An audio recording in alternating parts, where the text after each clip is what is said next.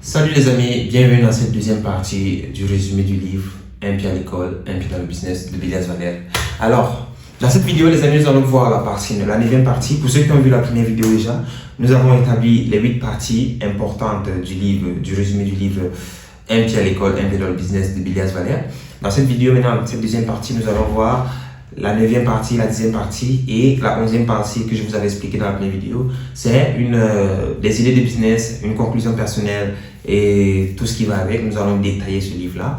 Dans la description de la vidéo, j'ai déposé le lien du livre PDF. Alors, je vous invite à le télécharger, à le lire et aussi à revenir en commentaire pour dire vos impressions, comment vous avez trouvé le résumé et si le livre Un pied dans le business, un pied à l'école vous intéresse. Alors, vous nous contactez, on va essayer de voir comment vous fournir un livre. Un pied à l'école, un pied dans le business. Alors les amis, partie 9 du livre, comment se lancer dans le business en tant qu'étudiant. L'auteur nous sort 6 points principaux, à savoir le premier point, il parle de comment se lancer. D'abord, ça c'est très important, en tant qu'étudiant, comment se lancer, il faut savoir, soit nous allons créer un business, soit nous allons trouver un job, mais l'important c'est de trouver une source de revenus. Ça c'est clair. Alors, l'auteur nous dit, il faut essayer de voir les opportunités. Il faut détecter les opportunités, de 1. De 2, il faut commencer petit, à savoir, il n'y a pas de business qui est né grand. Dangote n'a pas commencé en étant le géant auquel il est actuellement. Dangote n'a pas commencé géant. Dangote a commencé un peu. Et pour ceux qui connaissent l'histoire de Dangote, peut-être dans une autre vidéo, nous allons parler de ça. Mais Dangote, c'est quelqu'un qui a commencé petit et tout. Mais bon, bref, je vous ai parlé de ça parce que ce n'est pas le sujet de notre vidéo aujourd'hui. Il faut commencer petit, c'est ce que l'auteur nous dit. Le troisième point clé, c'est il faut s'attendre aux critiques. Ça, c'est quelque chose de clair. Et je vous invite aussi à envoyer beaucoup de critiques dans les commentaires parce que c'est grâce aux critiques que nous allons voir ce qu'il faut améliorer et ce qu'il faut supprimer, peut-être ce qui est bien. Vous voyez? Donc, je vous attends dans les commentaires. Nous allons beaucoup échanger dans les commentaires. Je vais répondre à tous les commentaires, bien sûr. Alors, ce sont ces 3 premiers points-là qui viennent soutenir le point se lancer. Commencer déjà. Commencer à trouver un business ou bien chercher une source de revenus. Maintenant, le deuxième point, nous avons quel est le business idéal pour un étudiant? Déjà, le business idéal pour un étudiant, pour moi, c'est un business qui ne va pas demander votre temps à 100% parce qu'en tant qu'étudiant, il faut savoir gérer les choses, il faut savoir gérer l'école et le business. Et ça, c'est un truc qui n'est pas... c'est pas faisable pour tout le monde, malheureusement, parce que certaines personnes ne trouvent pas cette facilité-là à se concentrer à fond dans les études et à se concentrer aussi à fond dans le business. C'est pas évident. Alors, c'est pourquoi le livre Un pied à l'école, un pied dans le business nous aide à canaliser cette énergie-là, cette dévotion-là. Et il faut savoir qu'un business idéal pour un étudiant, c'est un business qui ne demande pas trop de temps, à savoir un business que tu peux aussi gérer part-time, que tu peux aussi, un business qui est moldable à sa façon. Maintenant, le troisième point, les amis, c'est comment trouver une bonne idée de business. La meilleure idée, pour moi, c'est d'écouter les problèmes des gens. En tant qu'entrepreneur, la meilleure idée, c'est d'écouter le problème des gens et de chercher à trouver une solution. Dès que tu as la solution, tu résous. Parce que c'est ça l'entrepreneuriat. L'entrepreneuriat égale problème, solution, pratique, on exécute. C'est clair et net. Car une plainte égale un besoin qui est égal une opportunité de business. Quatrième point, les amis, le financement. Généralement, pour tous ceux qui essaient de lancer quelque chose de grand, on va souvent se retrouver dans ce problème de financement parce qu'il faut un capital pour lancer un truc de parfait en fait. Mais dans ce livre, déjà, nous avons compris, déjà dans la première vidéo, nous avons parlé de ça, que le point clé n'est pas de commencer grand, mais de commencer petit à petit et espérer grandir, à savoir travailler pour grandir en fait. Parce qu'on personne ne commence grand et on commence tous petit à petit. On commence avec une page YouTube, un abonné, 2 abonnés. Merci déjà à mes 16 personnes qui sont abonnées, j'adore, ça fait plaisir.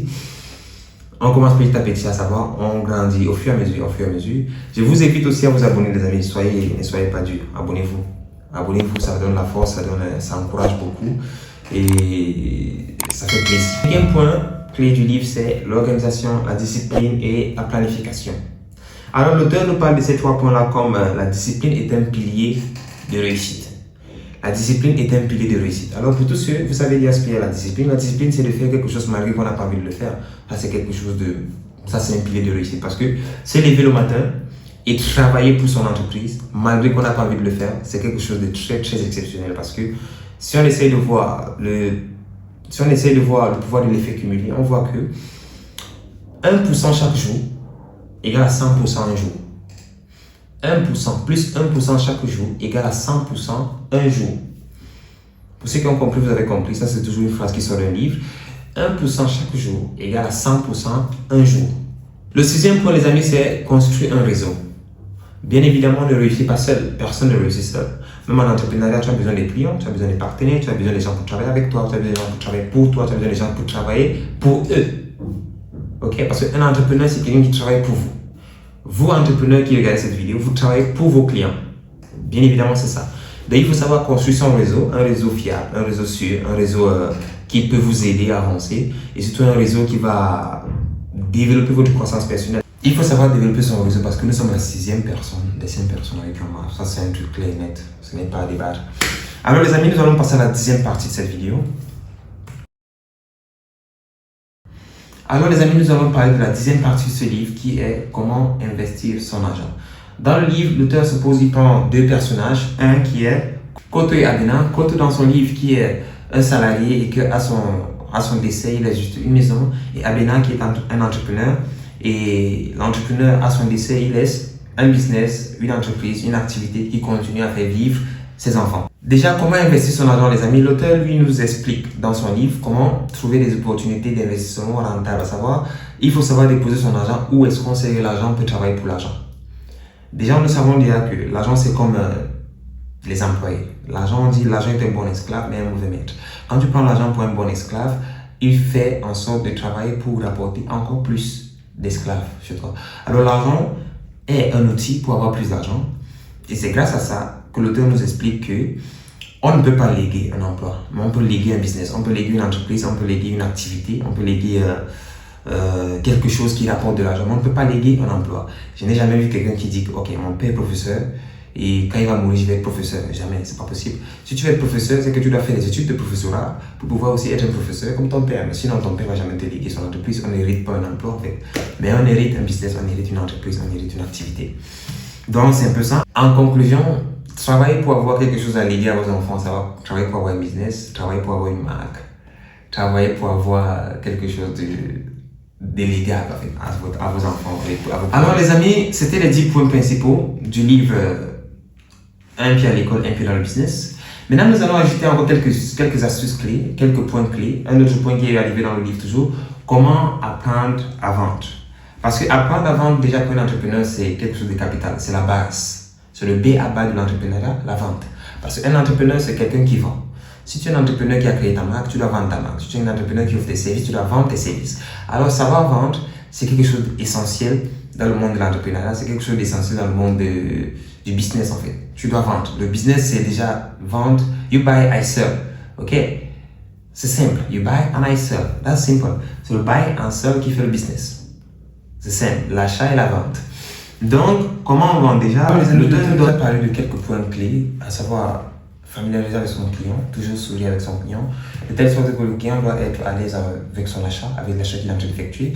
C'est quelque chose de capital aussi parce que c'est la relation que vous aurez avec votre client qui va déterminer s'il va revenir ou bien s'il va essayer de vous faire de la publicité. Parce qu'un client satisfait est un ambassadeur pour votre page, bien peut-être pour votre business. Cela dit, fidéliser son client, c'est quelque chose aussi de très très important, à savoir des petits cadeaux, des petits compliments, des petites réductions et tout, parce qu'un client satisfait égale un ambassadeur gratuit. Très important. Alors les amis, c'était les points clés du livre Un pied à l'école, un pied dans le business. Bien évidemment, ce résumé était un peu bref parce que les choses très importantes qu'il fallait retenir du livre et des enseignements qu'il offrait. À côté aussi, nous avons aussi retenu ce que l'auteur essayait de nous dire en fait. Nous avons aussi essayé de retenir ce que l'auteur, son expérience personnelle en tant qu'entrepreneur. Il nous a raconté ses débuts dans la vente des chaussures, il nous a raconté comment est-ce qu'il essayait de gagner, comment est-ce qu'il gagnait un montant de 1500 € par semaine et que ce montant n'était pas scalable pour lui. C'est vrai que 1500 € par semaine c'est fabuleux parce que cela dit 1500 € par semaine c'est 6000 € par mois.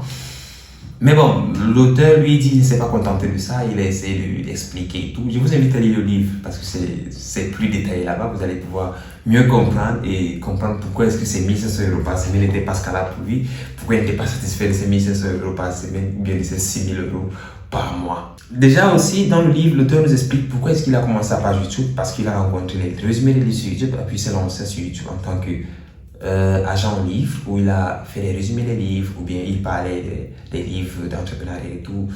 Il parlait de plusieurs livres, à savoir Père riche, Père pauvre, et il s'est mis à l'idée d'être déterminé pour que l'Afrique, parce que dans sa tête, pour lui, l'Afrique était un marché potentiel, parce qu'en Afrique, on a des jeunes ambitieux, des jeunes assoiffés de réussite, on a des jeunes ambitieux, des jeunes assoiffés de réussite, des jeunes assoiffés de richesse et tout. Donc l'Afrique reste un marché vaste pour tout entrepreneur, parce que déjà, les entrepreneurs qui sont en train de se développer actuellement, tout le monde se dirige vers l'Afrique parce qu'ils ont vu, ils ont compris que c'est en Afrique qu'on essaie de... C'est en Afrique qu'on peut créer, c'est en Afrique qu'on peut développer, c'est en Afrique qu'on vend. Aussi, Bilias Vallée nous dit, tout succès commence par un petit début. Tout commence par un début. C'est ensuite, après le début, il y a la constance. La constance vient, la discipline vient, et ainsi de suite, le succès viendra. Parce que tout business qui se lance et qui est constant va finir par percer. Tôt ou tard, finira par voir son heure de gloire. Alors les amis, nous avons quelques idées de business qu'on a pu retenir du livre Un pied à l'école, un pied dans le business. Quelques business tels que la vente des chaussures, la vente des vêtements, la petite pâtisserie et tout et tout. Je vous ai mis toutes ces idées-là dans le petit livre qui est juste en description. Téléchargez le livre, vous allez voir les idées du business qu'on a obtenues dans le livre et aussi quelques idées de business que j'ai trouvées sur Internet, à savoir du freelancing. Il y a beaucoup de business en ligne. Le freelance déjà, j'ai aussi ajouté dans le livre, à savoir mes idées personnelles. Pour ceux aussi qui veulent encore beaucoup plus d'idées, abonnez-vous parce que dans d'autres vidéos, nous allons continuer à vous pousser des idées de business, à savoir des liens simples, des business simples et où tu peux te faire un peu d'argent, 1% chaque jour en fait, où tu peux essayer de grandir avec un peu de sous et aussi, dessus tu vas te faire des revenus gratuits, des revenus simples, faciles à faire en fait, des revenus passifs, je peux dire ça comme ça, qui pourront t'aider à avoir une liberté financière tranquille quoi. Alors les amis, c'était tout pour cette vidéo. Qu'est-ce qu'on peut conclure? On conclut que si tu es étudiant et que tu as besoin de te développer et que tu as besoin d'une liberté financière, Un pied à l'école, un pied dans le business est un livre assez édifiant pour toi, que je vous invite encore une fois de plus à le lire. Et aussi, il faut savoir que la réussite de demain dépend de celui qui travaille maintenant. Ok? Parce que le meilleur moment de se lancer dans le business n'est pas aujourd'hui, mais c'était hier. C'était hier qu'il fallait se lancer dans le business là pour pouvoir avoir une mentalité beaucoup plus édifiante aujourd'hui. Alors, n'hésite plus, lance-toi, mets ton projet que tu as en tête en exécution et par la grâce de Dieu, si tu travailles comme il faut, tu vas réussir dans ton business. Et ce qui est sûr, dans les années à venir, tu ne pourras plus te plaindre parce que ce qui est là, le business aura produit, tu auras mangé les fruits de ton business et c'est ainsi de suite qu'on pourra se retrouver sur cette chaîne une fois de plus, peut-être en tant que podcast, en tant qu'intervenant, parce que j'invite beaucoup d'entre vous à travailler sur vos projets maintenant parce que dans peu de temps, on va essayer de créer une playlist podcast où on va essayer d'interviewer des jeunes entrepreneurs pour qu'ils essayent de nous dire leur parcours, qu'est-ce qu'ils font. On va essayer de faire un peu comme une publicité gratuite où on va parler de leur business, de pourquoi est-ce qu'ils ont lancé le business, qu'est-ce qui les a poussés à lancer le business, comment ça marche et tout. Et nous allons voir. Alors les amis, c'était le résumé des entrepreneurs. Je vous invite à vous abonner, à partager, à liker et surtout à laisser un commentaire. Cela va nous aider à voir si vous êtes satisfait ou pas. N'hésitez pas aussi à écrire les noms des livres dont vous voulez qu'on parle dans les commentaires, les noms des entrepreneurs dont vous voulez qu'on fasse des recherches dans les commentaires. Et surtout, si vous avez quelques questions, n'hésitez pas à les poser dans les commentaires. Nous allons répondre à toutes vos questions.